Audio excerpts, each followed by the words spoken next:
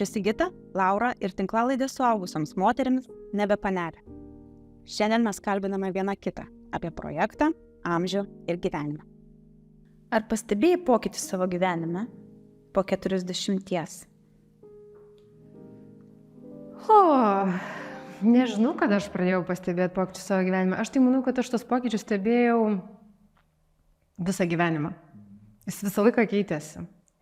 Ir gal pats ryškiausias pokytis tai man buvo ne 40, kokių 35 ar 36, bet tai buvo labiau susijęs su gyvenimo aplinkybėm, negu su kažkokiais tai vidiniais dalykais ar savijautos dalykais.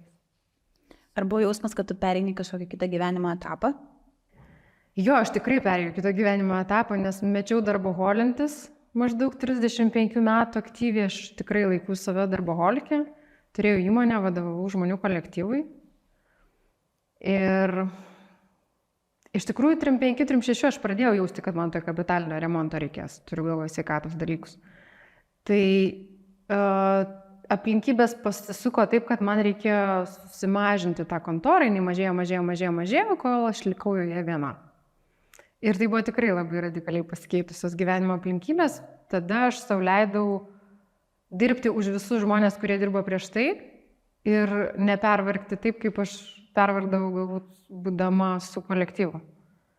Tai buvo labai keista ir paradoksalu iš tikrųjų. Bet ilgainiui, tarkim, ta savidisciplina dirbant vienam, jinai mažėja, tu supranti, kad tu gali savo daugiau leisti, laiko laisvo ir viso kita. Ir tada mano gyvenimas apsivertė visiškai priešingą pusę. Užimtumo prasme, savijautos prasme, o tarkim kažkokie vidiniai procesai, tai tuo metu tikrai vyko labai intensyvus. Ir tu viena pirmųjų turbūt Lietuvoje pradėjai kalbėti apie amžėjimą. Aš turiu omeny socialinius tinklus. Ar sulaukai kažkokios reakcijos, stebėjimuose, kodėl tau reikia apie tai kalbėti? Tas viena pirmųjų, tai taip dažnai skamba juokingai dėl to, kad tai vyko tik šių metų pradžioj. Ir iš esmės aš pradėjau rašyti profilį The Art of Growing Old. Ir negalėčiau pasakyti, kad tai labai kažkaip natūraliai atėjo, ar tai buvo išgalvota. Turbūt ir to, ir to. Aš tikrai intensyviai galvojau, kokia tema man komunikuot, kas aš esu pavyzdys ir ko aš esu pavyzdys, tarkim. Ir bešnekant su draugė, man taip nuo burnos taip nulipo tas toksai pasakymas, tai aš esu senėjimo meno, aš neatsimenu, kaip aš tiksliai išsireiškiau, pati esu pavyzdys kaip senti, galbūt taip kažkaip pasakiau.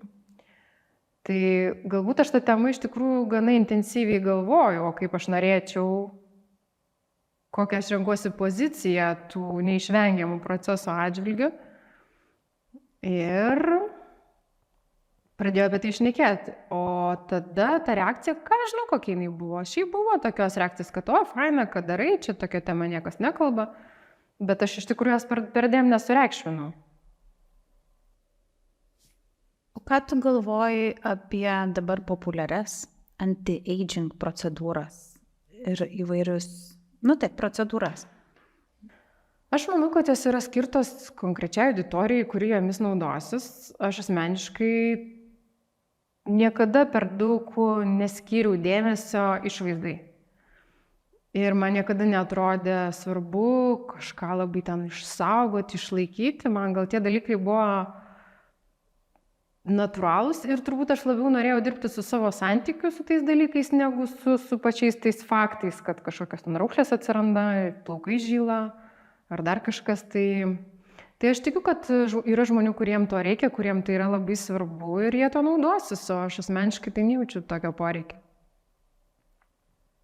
Koks tavo manymu yra visuomenės požiūris į netekėjusią moterį virš 40?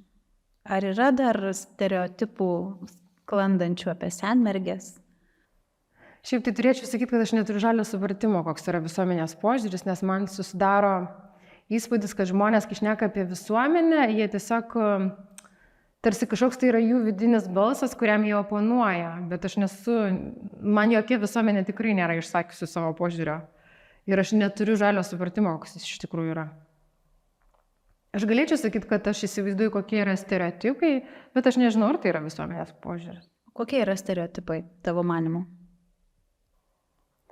Stereotipai gal yra tokie gal, kad jinai tokia gal nesugyvenama, kad jos niekas nepasirinko, galbūt tokie.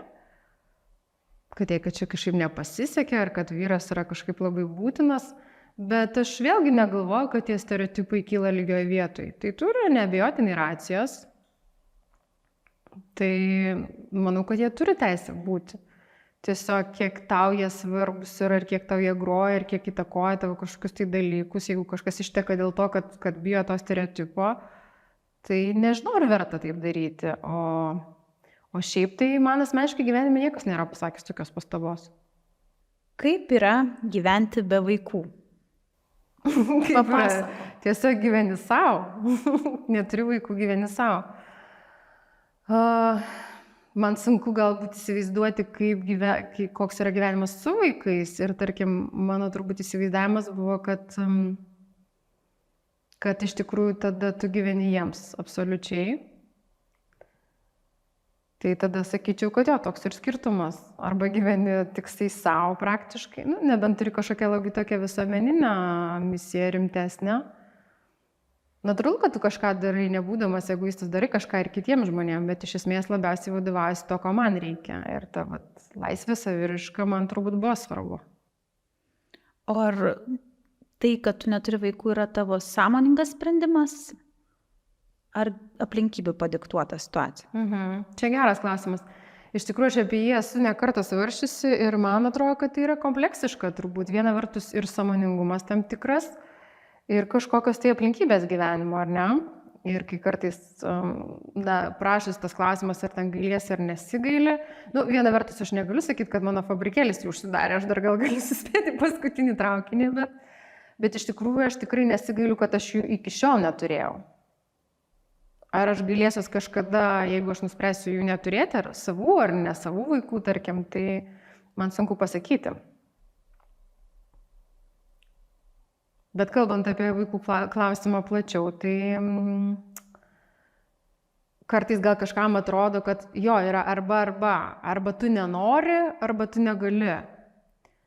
Tai mano atveju nei tai. Tiksliau, aš nežinau, ar aš galiu, nes aš niekada nebandžiau. Aš užaugau tokiu metu, kai jaunai merginai prisidirbti vaikų, tai reiškia susigadinti gyvenimą. Ir sakyčiau, šitas stereotipas mane turbūt gal paveikė labiau negu kažkokie kiti. Ir kita vertus, mano vaikystė tai nebuvo labai psichologiškai lengva. Man atrodė, kad mano mamai mane vieną auginti labai sunku yra. Ir tai turbūt mane atgrasė nuo tarkim, vaikų turėjimo kažkokiam jaunam amžiui, kuris laikytinas deramu turėti vaikų, ar ne? Nes po to tiesiog galbūt yra kažkokių tai rizikų, prisitaikymo, sudėtingumų ir taip toliau. Bet tai nereiškia, kad aš kažkaip galvoju, kad vaikų neturėti yra labai čia gerai ir vienareikšmiškai, ta prasme, šitoje vietoje aš pasakyčiau taip, kad yra ir trūkumų, ir privalumų. Yra gerai turėti vaikų ir gerai jų ir neturėti. Kaip įsivaizduoji savo gyvenimą po 20 metų? Turbūt, kad neįsivaizduoju, nors šiaip bent jau nesistengiu įsivaizduoti. Nors kažkoks vaizdinys lyg ir yra, bet čia turbūt paveikta su kažkokiu tai masinės kultūros reiškinių, galbūt kažkokio tai filmo, žinai, stilingos, kur babulencijos, supranti, stilingai apsirengusios tiesiog leidžia laiką savo. Tai gal aš kažkokį tokį variantą įsivaizduoju, tik nelabai įsivaizduoju jo Lietuvoje turbūt. Gal aš turbūt kažkokį turėjau tokią nuojautą kažkada, kad gali mane nublokšti kažkur į kitą pasaulio kraštą, bet dabar tai labai abejočiau šitą svajonę. Ačiū, kad klausėte ir žiūrėjote. Naujausius straipsnius apie gyvenimą amžiaus viduryje rasite Anelė LT. Kasdien su mumis bendrauti galite Instagram ir Facebook. Tinklalaidžių įrašus rasite YouTube ir visose populiariausiose tinklalaidžių platformose.